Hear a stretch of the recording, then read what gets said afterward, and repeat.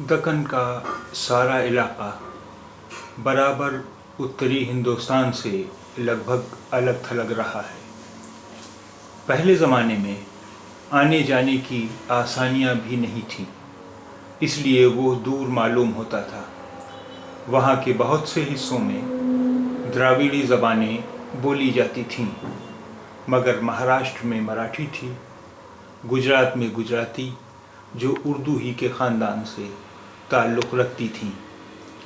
जब फ़िरोज़ तुग़लक के ज़माने में यानी 1245 ईस्वी के लगभग बहमनियों का राज कायम हुआ तो दिल्ली का असर उस पर कम हो गया, मगर जो ज़बान फ़ौजों, ताजिरों, फ़कीरों और हाकिमों के साथ वहाँ पहुँच गई थी और आपस में बोलचाल का काम देती थी, उसकी जड़ मजबूत हो चुकी थी। इसलिए उत्तरी हिंदुस्तान से जो सूफ़ी फ़कीर गए, उन्होंने उससे काम लिया ताकि उनकी बातें लोग आसानी से समझ सकें। उत्तरी हिंदुस्तान में भी ऐसा ही होना चाहिए था, मगर वहाँ फ़ारसी ज़बान का बहुत ज़ोर था।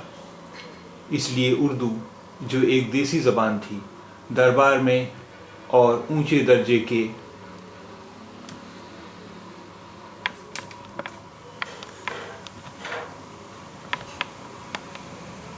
पढ़े लिखे लोगों में फल फूल न सकी।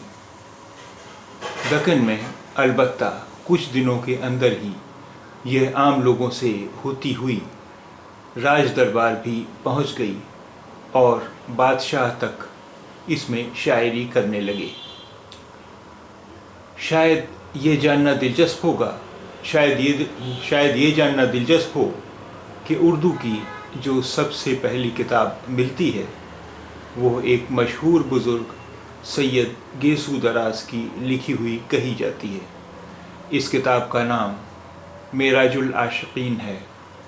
इसमें मज़हब के बारे में गहरी बातें लिखी गई हैं। ये बताना तो मुश्किल है कि ये किताब कब लिखी गई, मगर सैयद गेसू दराज के मरने की तारीख़ 1421 ईस्वी है, इसलिए हम ये समझ सकते हैं कि इससे पहले ही लिखी गई होगी।